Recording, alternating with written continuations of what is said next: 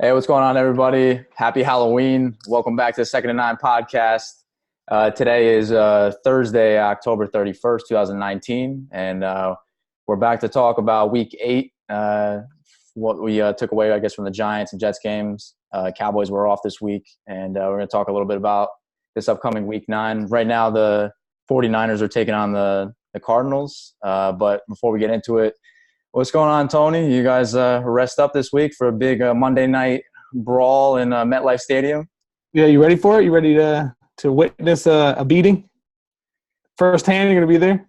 Yeah, I mean, I don't know if I technically agree with that because I guess full disclosure, one of my picks, again, are going to be the Giants. So I'm just going to ride that bandwagon until the bandwagon crashes and burns up in flames. Some would argue that it's already on fire, but it's fine. That's very fair. But, I mean, what kind of takeaways did you have from the Giants-Lions game last week? We were just talking about it a little bit before we started recording, and the Giants in particular, I mean, it seems like the same old deal, but the one concern I had was just the offensive line was collapsing a lot in front of Daniel Jones. And, I mean, your point was valid where Daniel Jones has been holding onto the ball a little bit too long. There's got to be more of a mental clock for him to get the ball out quick. But, I mean, in that game there, he shows a few flashes here and there. But, again, it's inconsistency on both sides of the ball. I mean, the defense made Stafford look like that potential MVP Stafford from a handful of years ago. But what did you see or take away from that game besides Barkley also weird. Being a beast? Super weird team, too, the Lions. It's just like you don't even know what to really expect for them. Saquon's great. And, I agree. We were talking about the Nate Solder signing, and they need to cut ties with it. And actually, it's funny. I was looking at the cap situation for the Cowboys, Eagles, and Giants and Jets. I was just going through their cap situation again today, and going through the Giants. I was kind of flipping on to next year and seeing how much money they can get under the cap by releasing certain players.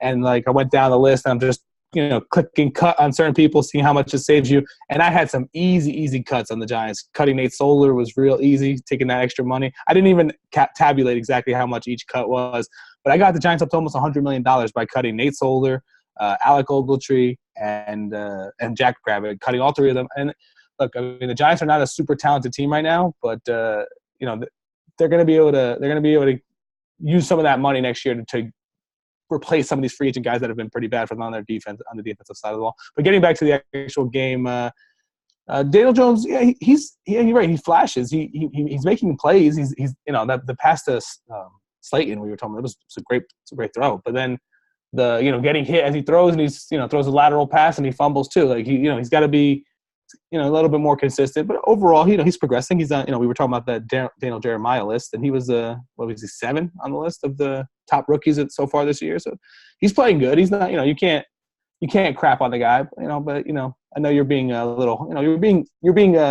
very political about this. You're not. You were very high on Daniel Jones for a long time, and I think you backed off a little bit, and now you're just being very political with Daniel Jones. I noticed that. I mean, when you say high, I think I was excited about the flashes that you see. Obviously, I mean, same people. I think people can make an argument for Darnold having shown flashes at times, and you don't really know what a quarterback's going to be or how good he's going to be until he starts playing with that consistency week in and week out. And I mean, thus far, he's made a lot of mistakes, and like I alluded to before, he's hanging on to the ball too long. But I still think that there's a lot set in place in terms of talent on that offense. They still have to get Shepard back soon. I mean, they have receivers. They have Evan Ingram. They have arguably the best running back in the game. So the pieces are there. The offensive line, like I said, has to block a little bit better. But at some point, I think there's got to be some more responsibility put on Shermer's shoulders too, because he's supposed to be this offensive wizard. And I think at this point they have to get a little bit more creative. I wouldn't mind them running a little bit more of an RPO type offense, because I mean Daniel Jones has shown that he's got some wheels on him, and I think getting him open in space rather than just being a prototypical pocket passer, I think is good a lot for young quarterbacks. I like Danny Wheels. I think it's way more accurate than Danny Dimes. I'm just going to go on record right now to say that. I mean, at this point, I think that's fair. He has thrown some dimes, though. So he's thrown some – he's made some bad decisions, too. So there's no there's no real defending it. But You dropped yeah, I them mean, in. there's not that much I feel like to take away from that game. The Detroit Lions are a relatively tough team in a really tough division. I feel like they've already gained some like good season experience or in-game experience this year just from having to face teams like the Bears and the Packers. The Giants haven't really shown anything really against any good teams this year, so I'm not really that confident going into this next game, like with the Cowboys on Monday night. I think, I mean, I did mention before that I'm going to take the Giants with 7.5 points, but that's kind of just, I guess, my Giants bias for the week, but well, for the season. Since we're transitioning to this game, you know, I was thinking about the differences the Giants are going to, because the Cowboys and Giants obviously played already earlier this season. And Cowboys, what was the final score? It was like the Cowboys won by 10, right? I think it was 31-21 or something like that. I think it was something like that. Go back real quick and look at it. But yeah, pull it up if you could. So we're going back to that. I was thinking about what's different. What's 35-17 actually. 35-17. Okay, so it was a blowout. But I mean, this is going to be a different Giants team this time. I mean, obviously Daniel Jones is going to be playing in place of Eli, and Eli was at that point was a complete statue. He was a liability against the Cowboys in that game. And you did just trade for another defensive lineman who we were talking about, could be very well the best defensive lineman now on the Giants team, and he's the only one actually on the Giants team that's going to be on the Giants roster next Monday night that actually beat the Cowboys this season, because he did beat the Cowboys with the Jets. So, I mean, it's going to be a little different. The game's going to be a lot closer. I still think the Cowboys will probably cover. I think they'll probably win by double digits. They'll probably start putting it on the Giants because the Giants' defense is really, really not just not good enough. And like you said, the line is questionable at times, so they'll be okay. And Daniel Jones will hit some throws and gain some confidence, and then they'll mess up one or two plays, and then there's a fumble or an interception, like he's getting hit as he throws. I guess it's not all on Daniel Jones's shoulders, but part of being a great quarterback is anticipating and feeling those things happening before they happen. But at the same time, there's only so much someone can do when they're getting creamed all the time. Yeah, that's fair. I somewhat agree. I think it can be a close game just because it's at least a home game for the Giants, division rivalry, and again, like you alluded to, the Giants I think are a little bit of a different team than week one. I don't know if I can say it's significantly better or I mean it's definitely significantly different, but I think the dynamics of the game are probably going to go in the direction of the Cowboys winning the game by a matter of how much. I guess we'll see, but we'll see if the Giants can hold Zeke down or at least contain him somewhat, because like you had said, Cowboys last game, he looked like he was running a little bit angry, and every single run that he was every time he got the ball, he was just running downhill and just taking tacklers with him. So it's again, I always stress that the Cowboys will go as far as Zeke takes them and how far they want Zeke to take him, because sometimes they kind of steer away from the run a little bit and put the game too much in Dak Prescott's hands. But yeah, I can see Dallas winning by potentially 10 points, but I'll stick with the covering of the 7.5. Honestly, the hook got me. It's not like I think the Cowboys can easily win by a touchdown, but I can see the Cowboys being up 2 scores and the Giants going late, and there's 30 seconds left in the game, and they're just dink, throw one in the end zone for cut it to 7-point lead. Onside kick comes, Cowboys recover, game's over, but boom, you cover with the hook. So I can definitely see it happening. I almost took the Giants based on my previous Eagles Cowboys. If I go against the Cowboys, they'll win. I almost went just based off of that, because it's honestly more important that they win than I win this little contest between us that 3 people are watching on YouTube. I mean, I think it's a little bit bigger deal than that, but at least for the bragging rights at the end of the season. But it's funny you mentioned the Eagles, because I think that's the other game that we should touch on a little bit for this week, or from last week at least, before we move on to week 9. Eagles went in and just completely smashed the Buffalo Bills. Did not expect that. I was about to say Buffalo Bills. Yeah. The Bills kind of, I guess, look like the team that everyone probably thought they were at the beginning of the season, and they haven't really played anybody this year.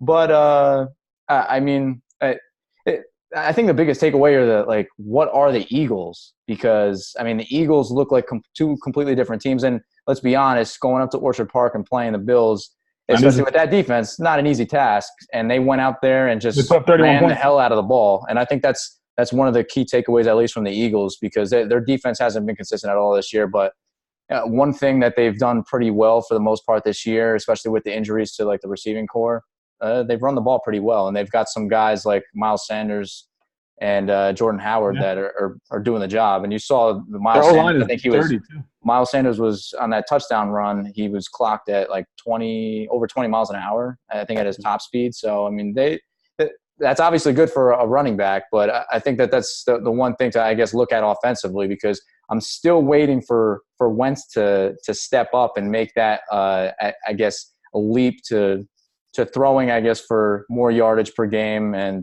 throwing more touchdowns, and really him being the driving force to their offense having success. So I think that's something to watch out for, because I mean, you know how I feel about him from a talent standpoint. Yeah.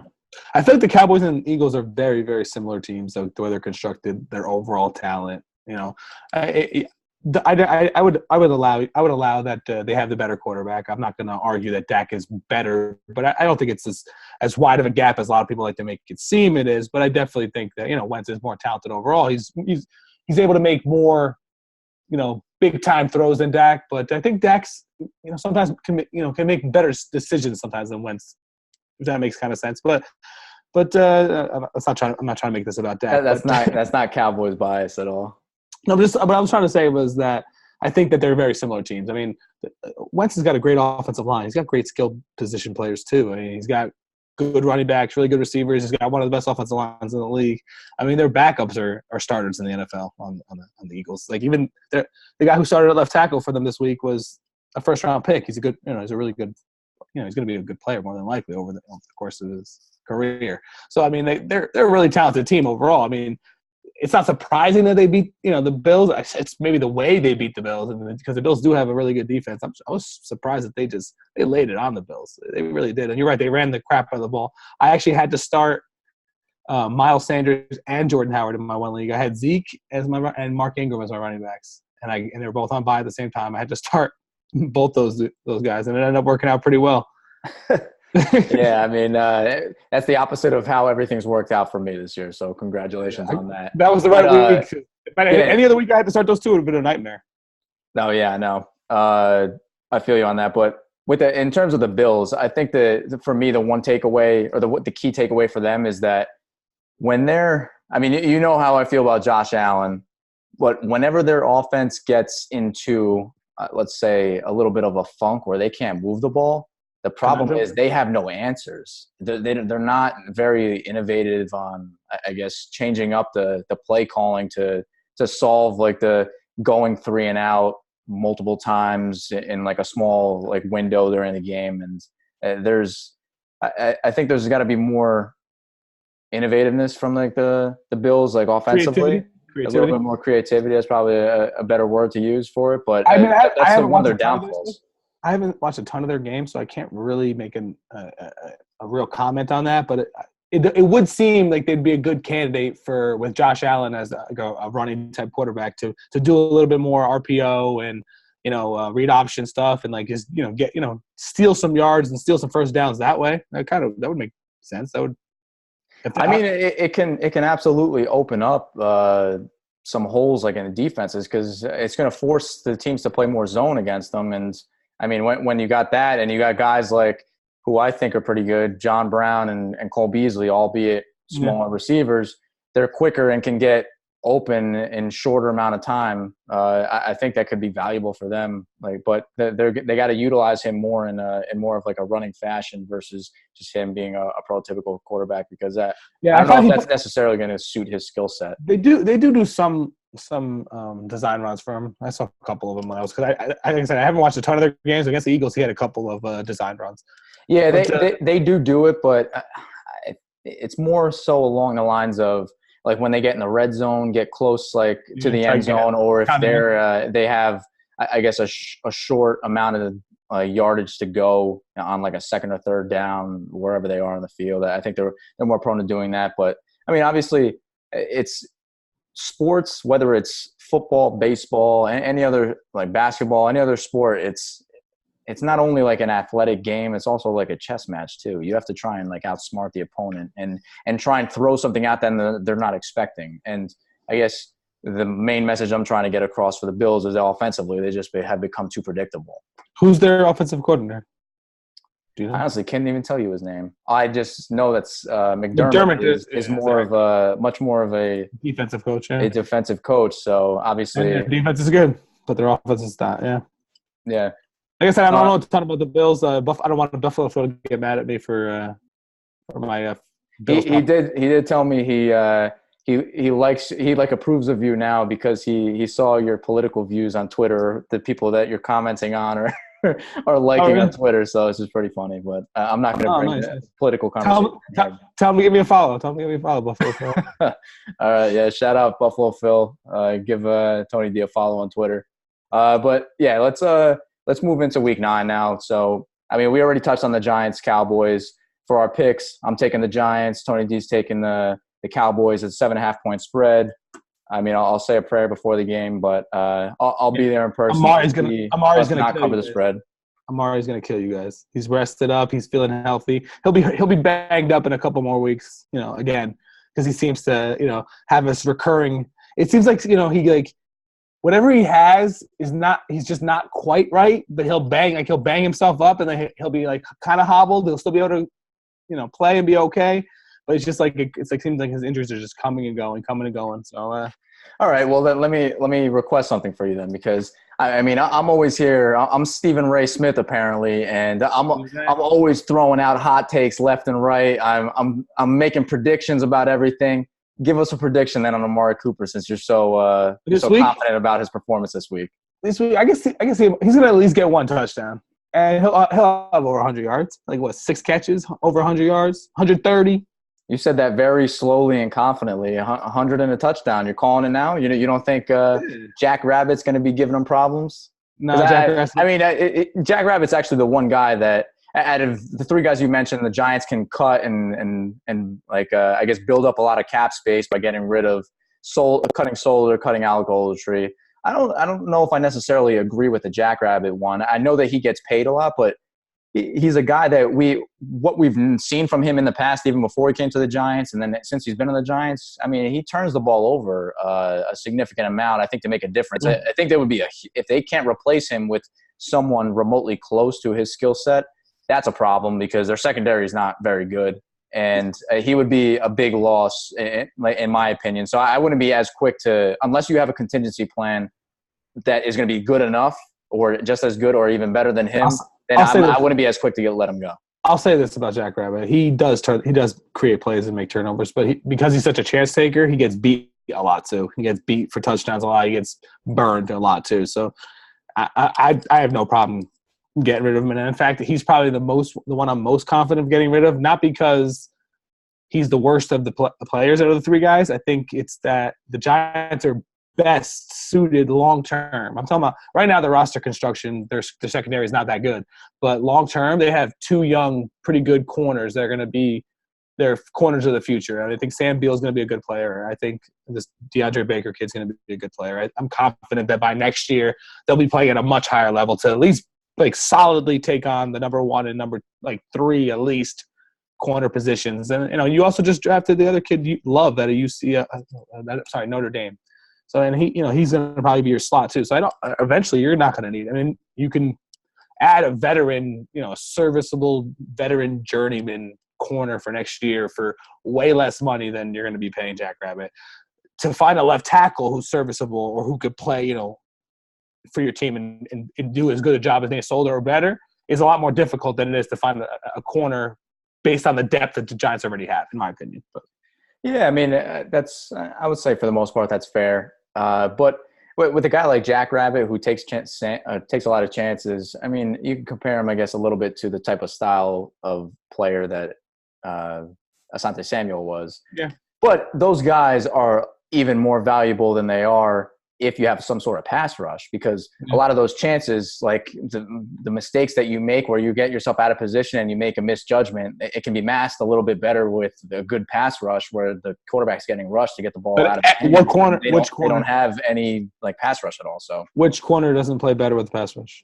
No, that's fair. It's just like saying a quarterback plays a lot better with a better offensive line. So, better receivers, better everything. Yeah, but I think granted for the lack of pass rush they've had though, Yeah. he's made plays, and Yeah, I mean, he's been okay. I've been fine with him. Like I would continue to keep him on the roster so long as he's not causing trouble, and he's playing well, and I think he's playing pretty well. I think at least any sort of shining spots on the defense that you can pull from, he's maybe one or two of the guys that have played well on defense. Yeah, but just because he's the most talented player on your defense doesn't mean if it's just an indictment of how little talent there's on that defense. It's not that he's a really great player that you want locking up number one receivers. I mean, if you're gonna lock him up one-on-one with Amari Cooper, I'll take that all day. Amari Cooper's gonna eat him up alive. I mean, he's gonna destroy him. Oh man, I can't wait till Amari Cooper jumps up for that one red zone target that he has, and he gets picked off by Jack Rabbit. So I'll be able to see it in person, and then I'll text you afterwards and just say I told you so. I hope Jack Rabbit follows Amari Cooper everywhere on the field. I hope so too. All right, well, let's move on to the next game. So that's our pick for the week for that game. Let's move on to let's do the Jets game. Jets have they're going to Miami this week. The Jets have one win on the roster. They better win this week. Yeah, and surprisingly enough, I mean, this is surprising to me because of how bad the Dolphins have been, but Jets are only a 3-point favorite. How do you feel about that game? I mean, I'm taking the Jets -3, but it's crazy to say that it's hard to have confidence in a team that's facing the Dolphins this year at that small of a point spread. And I kind of really don't have a ton of confidence in this game. I think that they should cover and beat them, but as bad as they played, there's no confidence that I can really pull from it, especially with all the picks that Darnold's thrown in the last couple weeks. So most of those picks were the only thing that reassures me though, Patriots. Most of those interceptions were against the Patriots, but all right. Well, he threw what, 3 last week? I don't know. I think it was actually. I don't know. It was 3. I think he threw 3 last week, but I just think that the Dolphins are they've officially been in tank mode for pretty much the entire season. But last week, going up 14-0 at the Steelers, and then some of the decisions they made, it seemed like they're tanking for Tua. I mean that's the only way that I can certainly look at it. People don't think Tua is that. I've seen a lot of people that don't think Tua is that good. I don't know. You never know until you get to the league. So it's the show. Yeah, I kind of have liked what I've seen from him, but that I thought game against Clemson last year was a little bit concerning. I didn't really watch that. I wouldn't be necessarily tanking for him to get like the first pick because I don't think that he's necessarily a surefire. I guess they have Rosen. They should be fine. Maybe they can grab trade that for a bounty of picks. They can just hang out the Rosen. Oh my God! I know I'm never gonna hear the end of the Rosen prediction. Oh, now you're gonna hear Rosen and Teddy. You're gonna hear both of the comparisons. I mean, do you want to unpack this right now, like with the Teddy situation? Because you can. We were talking about this the other day, and I had said to a couple people that when the Jets had Teddy Bridgewater, it didn't make sense to me that they just completely they traded him off. Like, do you remember what they traded him for? Third round pick. Yeah. The third round pick. I mean, I guess if you're just trying to stack picks and Darnold is your future and you're convinced on that, then that's fine. But I mean, we both know that I'm not fully convinced on Darnold, and I just thought that the situation would have been a win-win for the Jets if they would have kept Teddy Bridgewater because they could have gone into the season. That was 2 years ago already. Yeah, well, it was last season, right? It was the beginning of last year, and they traded. Yeah, at the beginning of last season. But going into last season, they could have had Teddy Bridgewater go in and be the starter at the beginning of the season. If he plays well and the team plays well and wins, then that's a positive. And then Darnold can watch. No, but I'm just saying that's how I would have handled it. But I'm not all in on Sam Darnold. Obviously, the Jets were, and they just had that in their minds, and they were just able to give away Teddy Bridgewater for a third-round pick. And I understand people not maybe forgetting the type of player he is. He hasn't put up huge numbers or anything. To me, he's shown a lot of poise for a pretty young player still. But just overall, I thought that it could have been a win-win for them if he plays well, like I said, he can play throughout the season, and then they can continue to reevaluate the QB situation. If he doesn't play well, then you gave Sam Darnold however many games to sit and watch and learn, and then he can get in. But Darnold didn't play from the beginning anyway. He watched and learned behind what's his name, the Josh guy McCown. John McCown, who knew the system already. You know, Teddy Bridgewater hadn't been in the system for years the way McCown had been. So, I mean, it didn't – and we're basing this off the current value because, I mean, the premise of this conversation started when I sent you the article showing that Teddy Bridgewater could command between $20 and $30 million last year. Well, the reason I sent that to you is based on more on the Dak conversation that Teddy Bridgewater is going to command – I don't think he's going to get anywhere close to 30. I think he'll probably be closer to like the Nick Foles end of the spectrum, like 22 million, 25 maybe million a year. But I also think Teddy Bridgewater deserves that amount of money. I think he's one of the better quarterbacks in the NFL. There's not 32 there's not 32 starting quarterbacks in the NFL. Yeah, that was the one thing that I was disputing because I initially thought when you said that to me that his current value is between $20 and $30 million potentially. Last year, I don't think that was the case. I think a lot of teams were looking at him as they're talking about for next season. He for could the following command season because he's going to be a free agent next year. So. Yeah, but that's fine. But I think going into last season, they would have had enough time to evaluate this guy could potentially be like our future quarterback. And they didn't even give it a chance. That's like the main point that I was trying to get across because he has shown that. I mean, he's been a Pro Bowler with the Vikings, which has been like under the current regime, like a run heavy or run first offense. He's been maybe more of a game manager. He was like the I think the fifth or sixth reserve player. So there's 3 picked, and then he was like the 6th reserve player to come in and take that position. I'm not taking it away from him.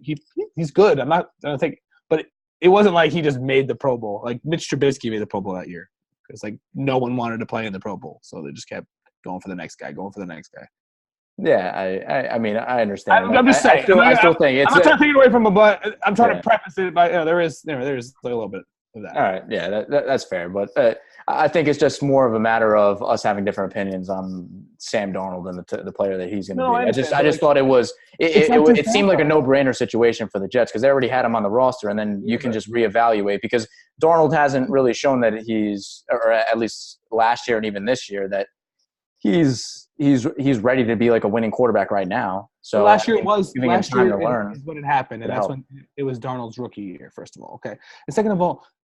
There's no way Teddy Bridgewater would have the value he has right now. He couldn't get that value with the Jets because the Jets are not good enough of a team for him to be able to play that well. He has to have that Saints infrastructure to perform that well, in my opinion. The Jets, they were never going to be able to pull this kind of value for Teddy. They were never going to be able to do this for Teddy. And that's why Teddy Bridgewater decided to stay in that system too. Because I mean, I think he thinks he may have been able to. Who knows? Maybe the Saints. Well, I mean, Drew Brees looks like he could just keep going and going. But, I mean, maybe the Saints will hang on to Teddy Bridgewater and make him their future starting quarterback. Who knows?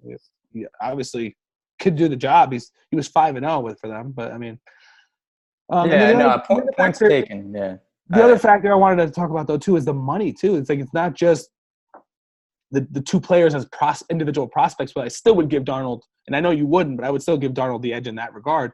But on top of it, you're going to have to pay Teddy Bridgewater $22 to $25 million a year starting next year. Sam Darnold's on a contract for the next 3 years, about $30 million total for 3 years total. So it's a lot cheaper, and his upside is far better. Now, is Teddy Bridgewater? That's also your opinion, though. Is he safer? Is he more of a sure thing? You know what he is? Well, sure. He's been in the league a lot longer. You know what Teddy Bridgewater is. I mean, I don't think Teddy Bridgewater's upside nearly as high as Darnold, but I think his floor is I don't think it's higher than Darnold, but I think it's maybe comparable to Darnold. I know you probably don't think it's you probably think it's the opposite. You probably think Darnold's floor is complete bust, and that's where, like you said, that's where we differ. But at the end of the day, it's still you got to look at it like assets, and this asset costs this, and this asset costs this, and this asset ceiling is far higher. Again, in my opinion, Darnold's ceiling is far higher, and I don't even think you would dispute that.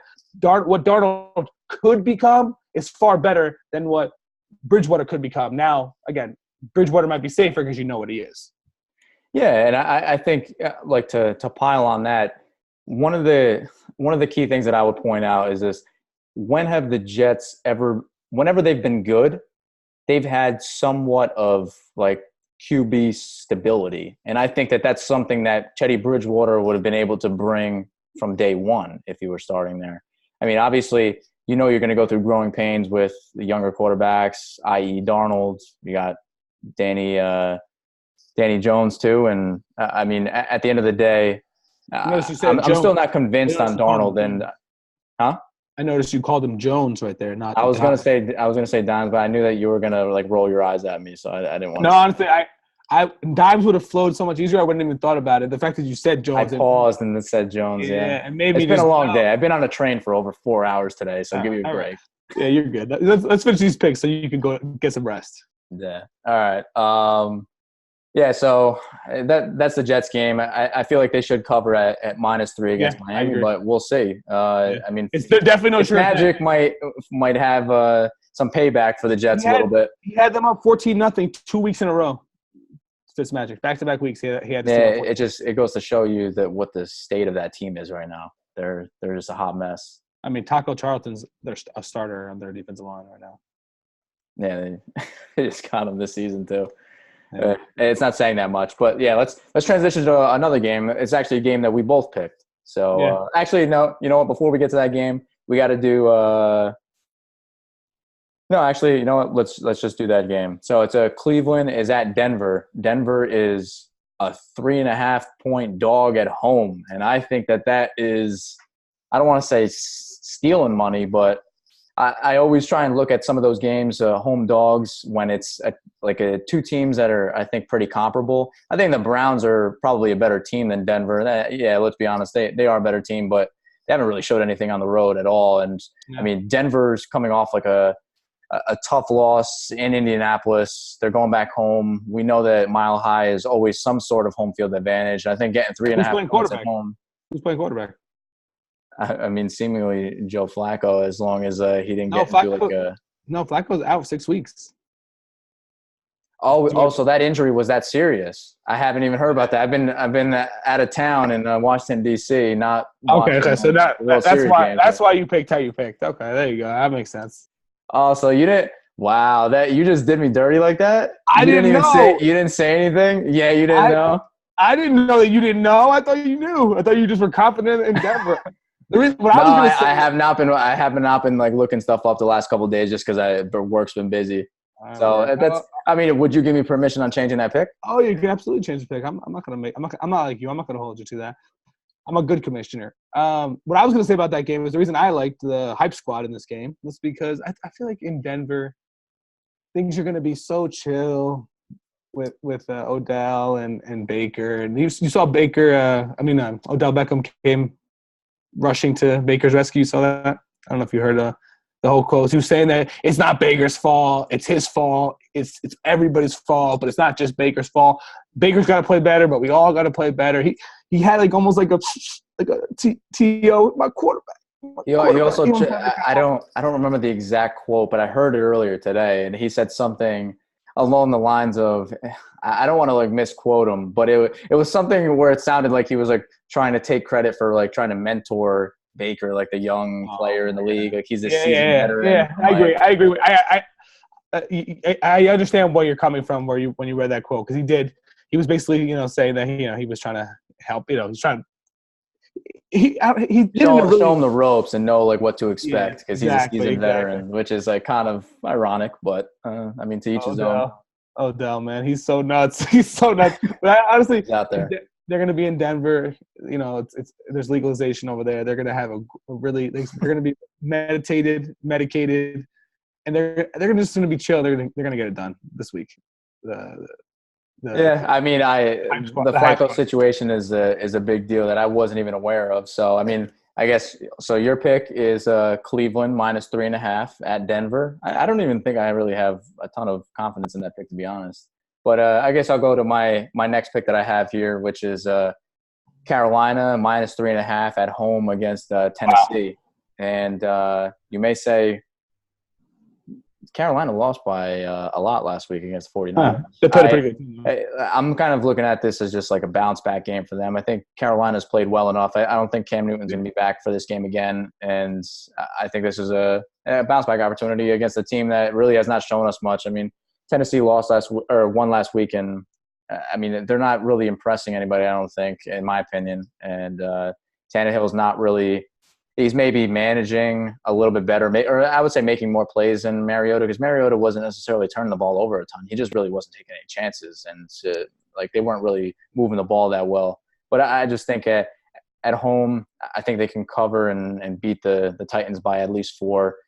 McCaffrey probably gets loose at some point. They're probably going to feed him 25-plus touches in this game. And yeah, it's good. It's good that you had your bet so when he destroys you in fantasy this week and just ends any hope you have of coming back, then at least you could be like, oh, I picked that game. That's at least I won something there. That's good. That's smart move. Yeah, I mean, I didn't intend it to be that way. That's kind of how it worked out. CMC's going to snatch your soul this weekend. Yeah, the fantasy RB conundrum. Yeah, you like that? No, I got over here. It's Dookie. The Dookie. The Dookie running back conundrum because you're starting Duke Johnson. All right. Well, yeah. Honestly, probably my favorite game of the week is Seattle at home against Tampa Bay. I don't see Tampa Bay flying across the country and Jameis and playing in that raucous environment and Jameis Winston not turning the ball over a ton of times. I know the Seattle defense. I'm not under any impressions that the Seattle defense is going to light the world on fire. I think Jameis is going to make some plays too, but I think they're going to cover the 5.5. I think there's no way they're going to stop Russell Wilson from doing his thing. He's going to put up over 30 points, and they're going to get the cover on this pretty easily, I think. Okay. Yeah, that's fair. Yeah, I think in that game, I don't want to get involved with any more Tampa Bay Bucks games. Like in terms of picks, I do not trust. I don't trust that team either way. Whether it's performing poorly, which is probably the majority of the time, but then you have one of these games where, especially late in the game, they're putting points on the board when it's in complete garbage time, and then they cover the spread. So that's not a game I really want to get involved with. Those two receivers are two of the best. That's the best combination probably in the league right there. Too bad Jameis Winston just going to turn the ball over a ton. No, I agree with you though. It is a little scary to pick against Jameis, but I mean it would have been even worse if that's why they were dangerous with Fitzmagic. They put a lot of people's knockout pools and knocked a lot of people out of pools last couple of years. Yeah, my knockout pool career was short lived. It's unpredictable at times. This league, but yeah, let's move on to my next game. I guess we'll shout out Buffalo Phil again. I'm gonna take the Buffalo Bills -9 at home against the Redskins. I think this is a game where the Bills defense should get right and pretty much shut down. I think the Redskins offense. I think I would say the Bills. I can see them holding the Redskins to 17 points or less at home. Yeah, so I would think that the Josh Allen would be able to put up 20-plus points at least. I would think that they could get closer to 30 points in this game. They got to get right offensively. Obviously, they had a bad week last week, and I think this is another one of those like bounce back games. 9 points scares me a little bit, but this is a more than a winnable game for them. And I think when they're one of those teams like I alluded to earlier. Once they either get rolling or get stuck in a funk, they just keep moving at that same pace for however successful or unsuccessful they are in that game. And I think this is one game that they can get up early in the game and then kind of line it out. I like that game too. If Dwayne Haskins plays, it's at 9 points, it's stealing money. I agree. If Dwayne Haskins sees the field, it's a guaranteed cover. It's a guaranteed cover because that defense is going to turn him over so many times, and they're going to score touchdowns, and they're going to kill him. So I don't hate that game. I actually have 2 games, and I already picked 4. But I got 2 games. I'm just going to say them both, and I'll just pick one of them. How about that? Okay with you? I like the Chicago Bears +5 against at Philadelphia. I don't know why. I don't see Philly just rolling the way they did last week, and especially against the Bears, really really talented defense. And I know Mitch Trubisky has been absolutely awful, and that's a team that I still can't believe that they traded up one spot to pick this kid, and they left Mahomes. Yeah. and Deshaun Watson were on the board, and they trade up one spot to pick this kid up. Could you imagine how good their team would be with either one of those quarterbacks and the picks that they had to trade to get there? But I'm not going to continue to shit on them because I'm picking them to win. But they're getting 5 points against Philadelphia. This is just pure Eagles bias. I mean, we know what this is. Let's just call. No, honestly, but they're getting 5 points. I can see the Eagles totally winning, but I think it's going to be a way closer game, especially with how good the Bears defense is. I just don't see them winning by a lot of points. I think it's going to be a way closer game. I can see the Eagles winning, but I don't think if the Eagles win by 4 points, I'll be okay with that. I'll take the cover real easy. But the other game I like too, and actually this is the one I'm actually going to go with. Indy at Pittsburgh -1. I like Indy a lot, man. They got a really good team, and we talked about a little bit how, and no one talks about Jacoby Brissett and how good he's been playing and how he came from that system up there in Foxborough. But they're a good team overall. They got a really good defense. What's his name? The linebacker. I think Darius Leonard. I don't know where the hell I got it. Yeah. I was trying to make it Leonard his first name for some reason. Darius Leonard's a monster. Malik Hooker's really, really good. They got a really, really nice defense, and I just think they're going to win this game. And it's only 1 point. I'll definitely take. I know they're away, but I'll take the -1. Yeah, I glanced at that game and just what they did to me this past week against Denver when they hurt me too. They should have easily covered that spread, and they just couldn't move the ball offensively, which was extremely frustrating. So I can't go week to week. It's different. This week. Week to week, it's so different too. I get you. It does give you a little pause, but week to week, it's so different. And they ultimately won the game too. They came back and they won that game. So I mean, yeah. I mean, Big Vinatieri came up with another big kick at the end of the game and took it for them. So. Yeah, I mean, I'm not going to dispute that pick because I still think the Colts are a good team. Like you said, they have a lot of good young pieces on that team, whether it's on the offensive line or on the defensive side. Brissett's been playing well, and they got a good run game. Receivers are good. Their offensive line is one of the best in the league. I mean, they're a really good team. Yeah, agreed. If they had Andrew Luck, oh my goodness, could you imagine? Yeah, if they were able to air it out still and open up the fields like the way he used to do. He's not bad. This kid's not bad. But Brissett's not bad. But I mean, he's not Andrew Luck. Andrew Luck's. It would have took that team to another level. Yeah, I agree. All right, my next game is Oakland -2 at home against Detroit. So interesting pick. Not really much else to say there. I think these teams are relatively even. I think Vegas is saying that Oakland's a 1 point better than the Detroit Lions. I think Oakland will win this game. I think they'll get the running game going. They'll get Waller going again, my boy. And I don't know. The one shining light on your fantasy team? I mean, I have a few inconsistent shining lights on my teams, but yeah, he's one guy that I got on both teams. You got a couple shining lights, and the rest are a bunch of substitute teachers. I mean, I don't agree with that at all. I just think I've had a little bit of – we were talking about the bad luck that I've had this year. Facing Tevin Coleman in both of my leagues last week when he had the game of his life, I mean, that's pretty much sums up my season so far. So – but yeah, Raiders, there's not really much I think I can really get into this game, to be honest. I think these teams are like relatively evenly matched. I think the Raiders, though, I think going back home this week, I think they'll cover that spread against Detroit. All right. I like it. Another miss for you. That's good. Get up in the standings. Oh man. Yeah, I know it was bad a couple weeks ago. So you've given how many picks? Is that all your 5? All 5, yeah. I get 6. Yeah, that's my 5. I mean, if you want to make another prediction, what kind of prediction do you have, like from a fantasy standpoint this week? What players are you looking at? I like Amari Cooper. Like I said, I like Amari Cooper to eat this week against the Giants. He's gonna be the one this week to eat. See, I don't agree. I mean, 100 and a touchdown. I'm not buying that. It's not too much. I mean, it's not. I'm not like extending myself too far. It's like when you predicted Danny Dimes' first game was gonna be like what'd you say, 225 and a touchdown or something like that. You were like went conservative. In that range, I think. Yeah, I mean, I'm trying to be somewhat, cautious and realistic. I mean, let's be honest. You're ripping me about that right now. But if I came out and said he's going to throw for 350 yards or whatever he threw for, then you would have been ripping me before the game and be like, "What the hell are you talking about? You don't know what you're talking about. He's not that good."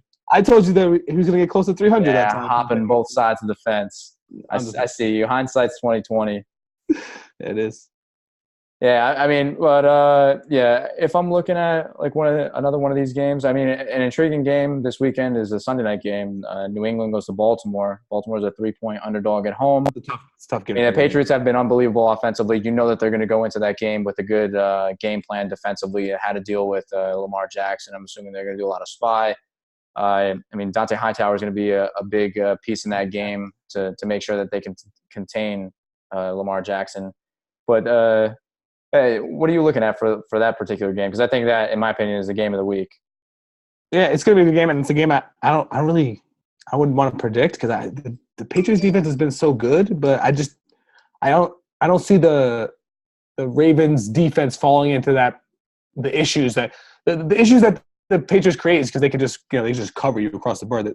The secondary is so good; they're just shutting receivers down, and that's not really what the Ravens do. So it's just I'm not confident really deciding either way what's going to happen in this game. But I don't know. I'd probably lean Pats, but it's going to be tough. I can see them having trouble stopping Lamar Jackson in this running game too. So we'll see what happens.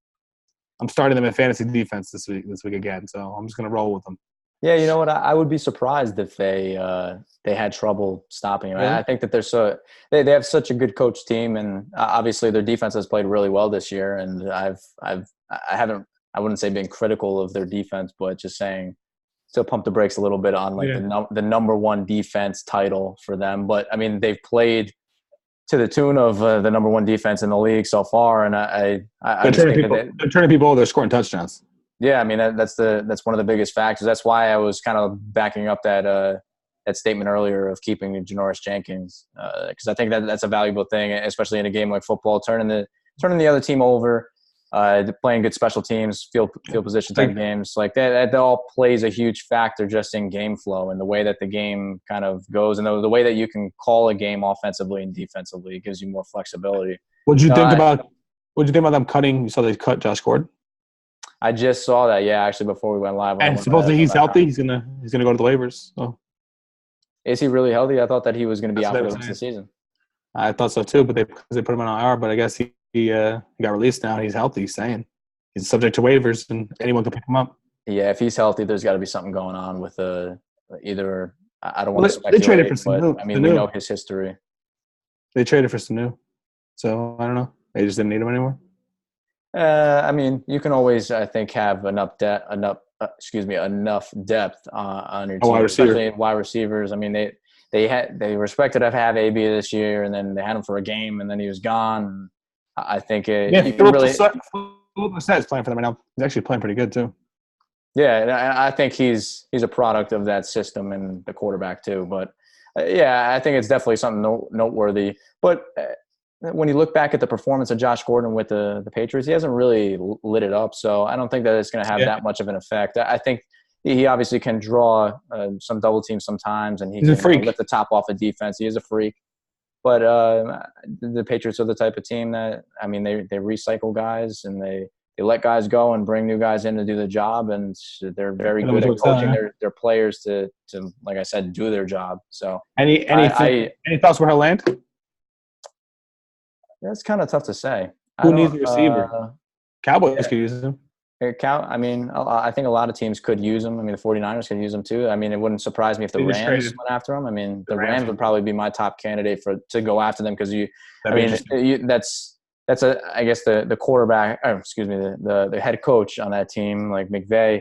I think he's one of those guys that he's willing to take those chances from the talent standpoint to have to deal with a potential headache with a player. How about the Saints?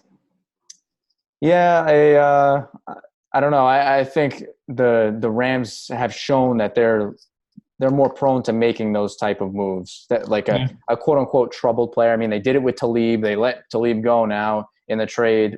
Peters, what they sent them to the Dolphins. Peters, but they let him go. Ramsey. They got now. Maybe, I guess, but maybe they don't want to do it anymore because they just got rid of Talib and Peters. They brought Ramsey in, I guess, but Ramsey, the time's always going to run out for those type of players eventually.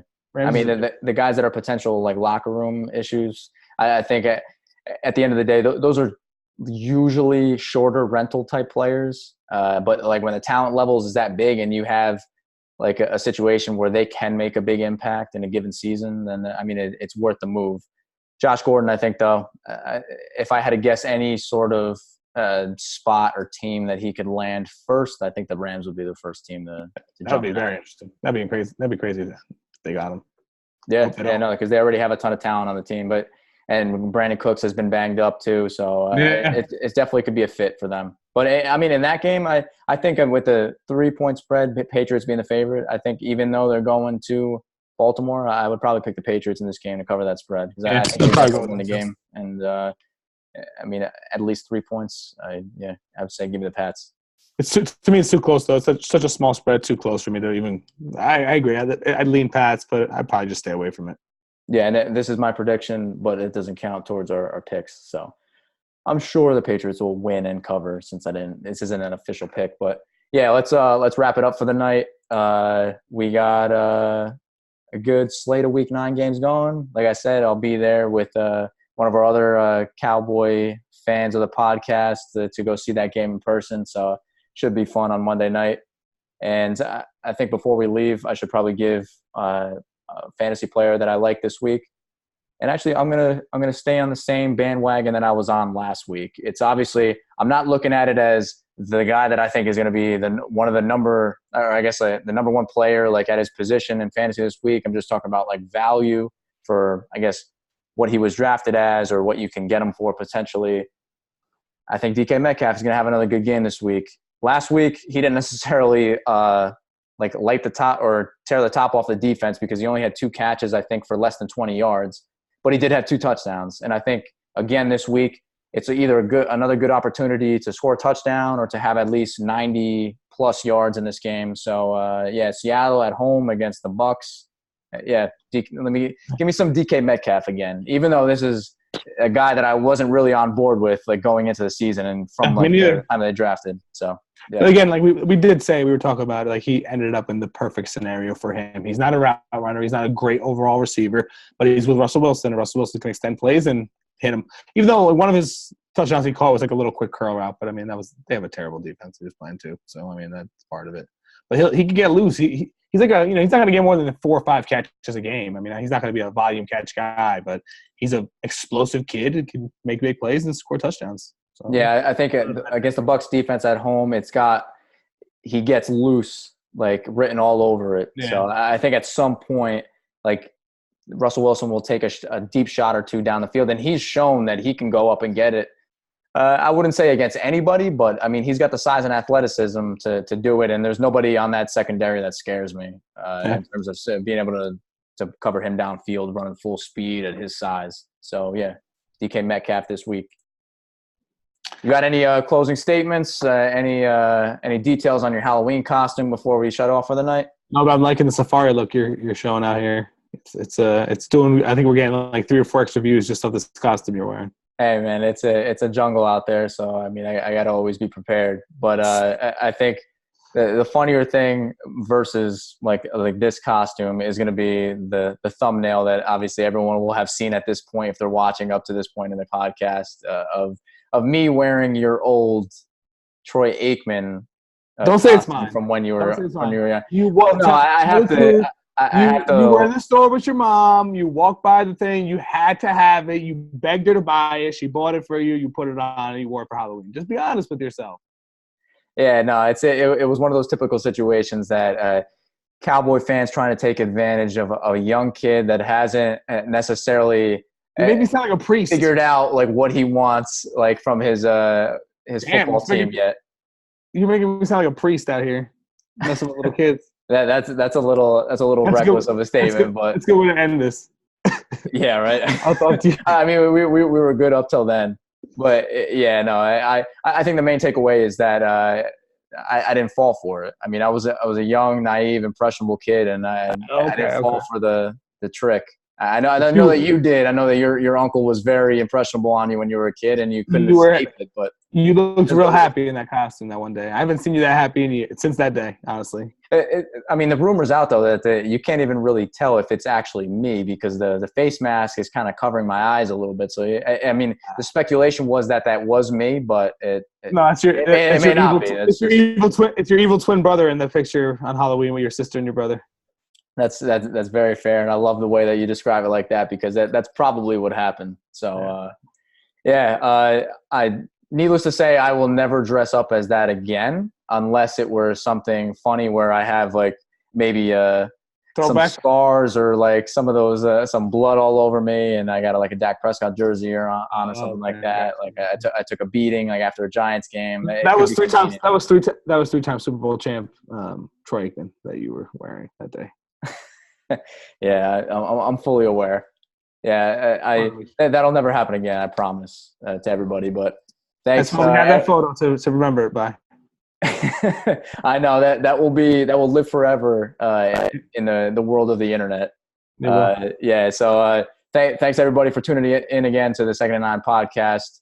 We'll be back next week to recap of Week 9. Look forward to Week 10. Talk a little bit of trash on whatever happens in the Giants and Cowboys game on Monday night. But I'm looking forward to that part of it. yeah, I mean, it is what it is. I mean, I'm We'll, just we'll hoping I see. cover We'll the see. spread. Imagine I'm eating crow. I can see it. I can see just like the Jets, Cowboys. I would loss. love the Giants to win this game by double digits and Amari Cooper put up a goose egg in fantasy. Oh, I would man. love that. You're definitely not going to see me on a podcast if that happens. Oh yeah, of course, yeah, because you're such a stand-up guy when it comes to like facing the music when your predictions go sour. We've been busy. We've been all busy. Let's get out of here because I gotta go. Yeah. I gotta go to the bathroom.